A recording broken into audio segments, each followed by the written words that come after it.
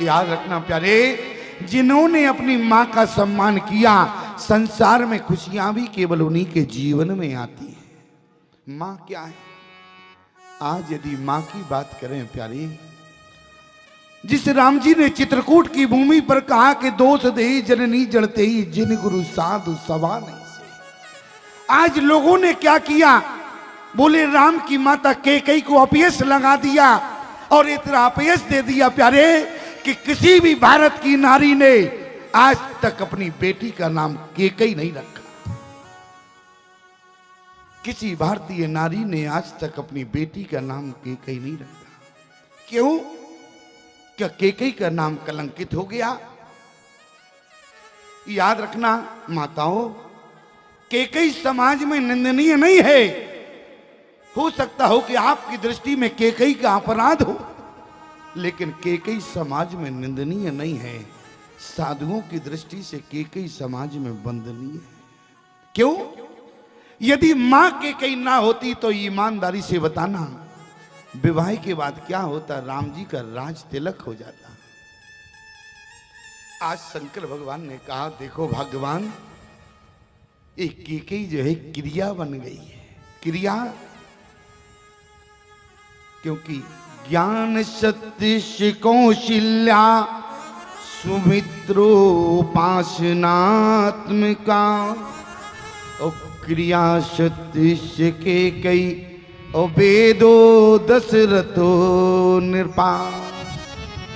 आज माता कैकेयी ने वो काम किया प्यारे जो ना तो सुमित्रा कर सकती थी, ना माता कौशल्या कर सकती। अच्छा, माता कैकेयी का अपराध क्या है? केवल लोग यही तो जानते हैं, अपराध केवल इतना है, अपने बेटे को राज्य ले लिया और दूसरे के बेटे को 14 वर्ष का वनवास मांग लिया। केवल 2 वरदानों के कारण आपने कैकेयी पर दोष लगा दिया। लेकिन जरा विचार करना शांति में बैठकर, कैकेयी का अपराध क्या है कि आज कैकेयी को समाज में इतना अपयश मिल गया। 9.5 लाख वर्ष बीतने के बाद भी समाज में किसी ने अपनी बेटी का नाम कैकेयी नहीं रखा। आज प्यारे कारण क्या है? तो ध्यान से सुनना प्यारे, कैकेयी के यदि 2 वरदान हैं, कभी वरदानों के पीछे आपने कारणों को जानने की कोशिश की कि कैकेयी ने पहला वरदान भरत को राज्य मांगा, इसके पीछे कारण क्या था? और यदि राम को 14 वर्ष का वनवास मांगा तो इसके पीछे कारण क्या था? कारण सिर्फ इतना है प्यारे कि जिस समय कैकेयी का स्वयंवर हुआ और उसी समय कैकेयी के स्वयंवर में राजा दशरथ भी गए हुए थे।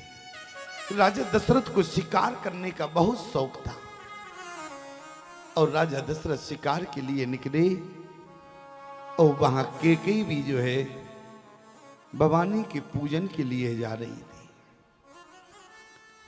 कैकेयी भी धनुर्विद्या में निपुण है और वहां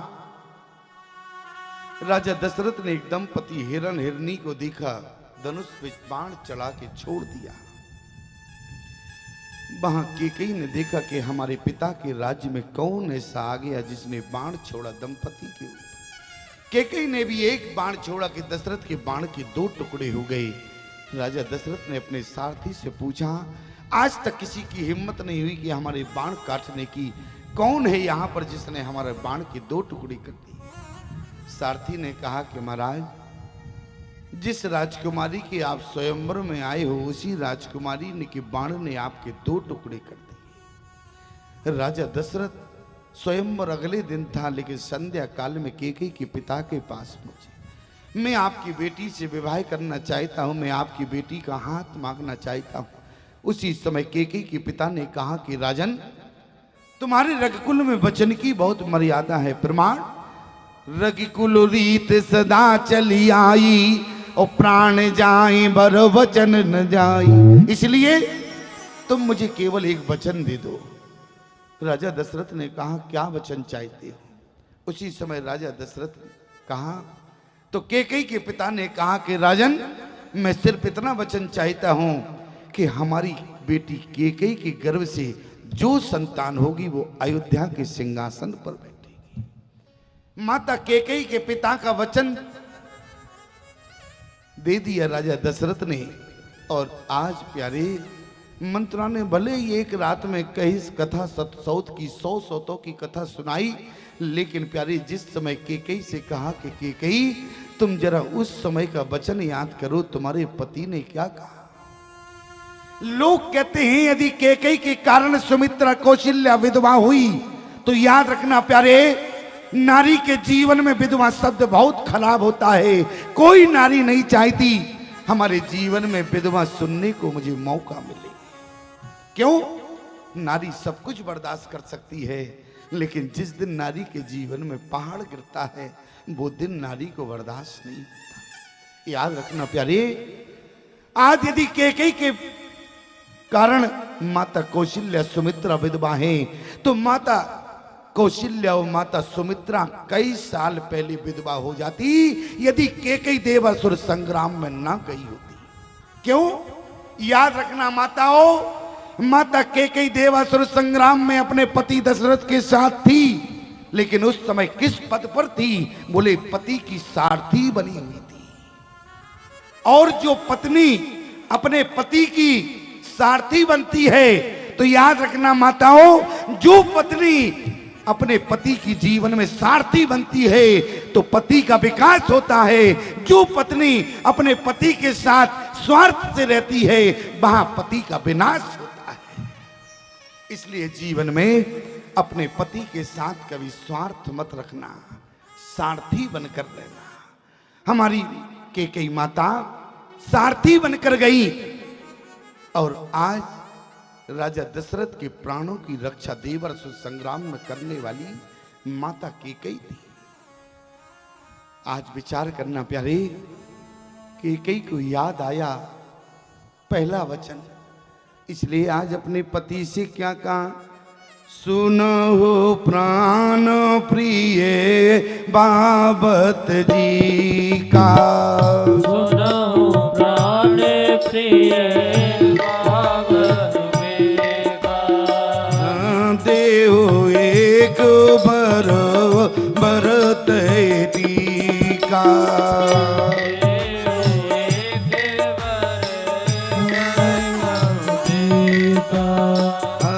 दूसर बर मांगो कर जोरी, दूसर बर मांगो कर जोरी, मोरे मनोरथ। आज केकई का मनोरथ है, ध्यान देना। दूसर वर मांगो कर जोरी, पूर्वो नाति मनोरथ मोर। केकई ने अपने बेटे के लिए जिस समय मांगा, आज एक राजा के समक्ष हाथ नहीं जोड़ा, लेकिन जब दूसरे के बेटे की बारी आई तो दूसर वर मांगो कर जोरी और पूर्वो नाते मनोरथ मोरी, तापस वेश विशेष उदासी और 14 बरस राम वनवासी।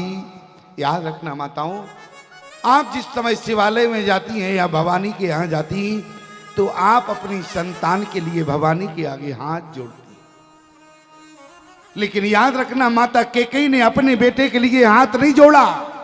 किसके लिए जोड़ा? इसका मतलब क्या है?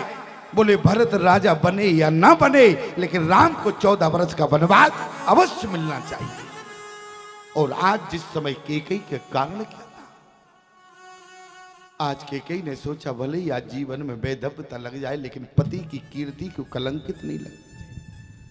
क्योंकि पहला वचन जो है राजा दशरथ ने केकई के पिता को दिया, दूसरा वचन राजा दशरथ ने गीधराज जटायु को दिया था। आप कहें जटायु को वचन कब दिया? जिस समय प्यारी पुत्रेष्ट यज्ञ हुआ, जैसे आपके यहाँ बड़ी आयोजन चल रहा है, सभी के यहाँ मैं देख रहा हूँ प्यारे, सबके यहाँ रिश्तेदार आए हुए। इसी प्रकार से जिस समय राजा दशरथ की यहाँ पुत्रेष्ट यज्ञ था, तो राजा दशरथ ने अपने सारे रिश्तेदारों को बुलाया और उसी समय गीधराज जटायु भी राजा दशरथ के मित्र। गीधराज जटायु तो पक्षी हैं और राजा दशरथ से उनकी मित्रता कब हुई? एक बार तो राजा दशरथ का युद्ध देवताओं के हित में देवासुर संग्राम में, और दूसरा युद्ध राजा दशरथ का शनि देव से हो गया। और शनि देव से जिस समय युद्ध हुआ तो शनि से युद्ध में कोई जीत नहीं पाया सिवा हनुमान जी के। ध्यान देना। और राजा दशरथ जिस समय युद्ध करने के लिए गए शनि देव से, शनि की बकरी दृष्टि पड़ी तो राजा दशरथ जिस रथ पर विराजमान थे वो रथ राजा दशरथ का पलट गया। और जैसी रथ पलटा राजा दशरथ भूमि पर गिरने लगे।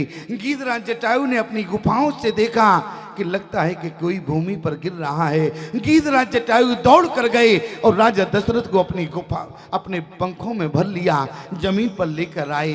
राजा दशरथ ने उसी समय कहा कि मित्र, आज तुमने हमारे प्राण बचाए, आज से तुम हमारे मित्र हो गए। और गीधराज जटायु से राजा दशरथ ने मित्रता की। और जब पुत्रेष्ट यज्ञ हुआ तो गीधराज जटायु को बुलाया। और याद रखना प्यारे, जिस समय जटायु जी वहां खीर का वितरण हो रहा था तो उसी समय गीधराज जटायु भी वहां उपस्थित थे। और जिस समय गोस्वामी जी ने क्या लिखा, बोले अर्धे भाग कौशल्य दीना। माता कौशल्या को जब खीर का जो अपने हाथ में भाग लिए थे, जब माता कौशल्या को खीर का भाग दे रहे थे, उसी समय गीधराज जटायु पर नजर चली गई और कहा कि मित्र, अब कौशल्या को खीर का भाग नहीं दिया। वो हाथ जो कौशल्या की तरफ बढ़ा था वो हाथ अब गीधराज जटायु की तरफ बढ़ पड़ गया। और गीधराज जटायु से कहा कि मित्र, आज ये खीर का भाग तुम ले जाओ। गीधराज जटायु ने कहा, राजन, ये मुझे खीर का भाग क्यों दे रहे हो? बोले तुम्हारे जीवन में भी कोई संतान नहीं है, हमारे जीवन में भी कोई संतान नहीं है। मित्र, हम दोनों एक साथ मित्र बनेंगे, आज पिता बनेंगे।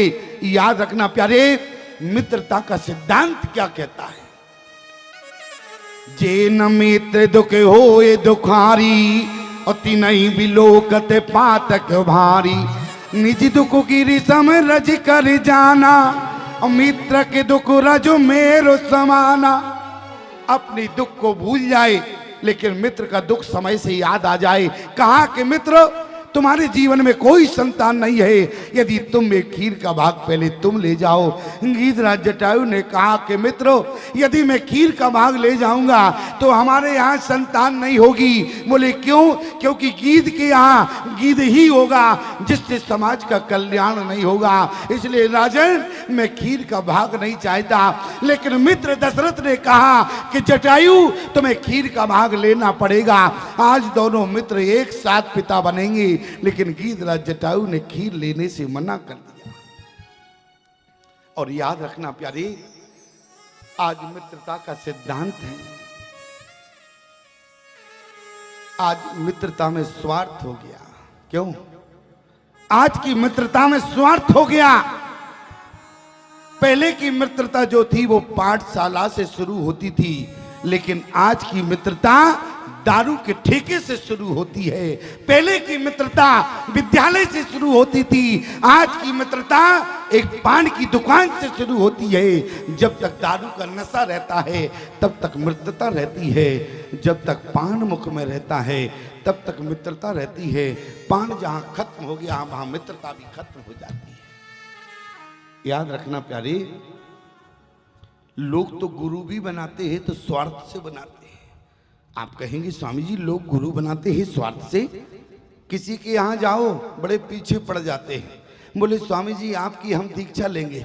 हमने कहा भले आदमी, हम तो पहली बार तुमसे मिले हैं, अरे एक आध बार और मिले, इसके बाद गुरु बनाने की बात करना। लोग चाहते हैं कि स्वामी जी कहाँ से आए? बोले अयोध्या से आए। अरे तो आपको गुरु बनाएंगे। क्यों? अरे कम से कम अयोध्या जाना होगा तो बढ़िया रुकने को कमरा मिलेगा, अब कोई दिक्कत नहीं होगी, भोजन पानी भी मिलेगा, आराम से घूमेंगे 2-4 दिन अयोध्या। महाराज जी कहाँ से आए? बोले चित्रकूट से आए।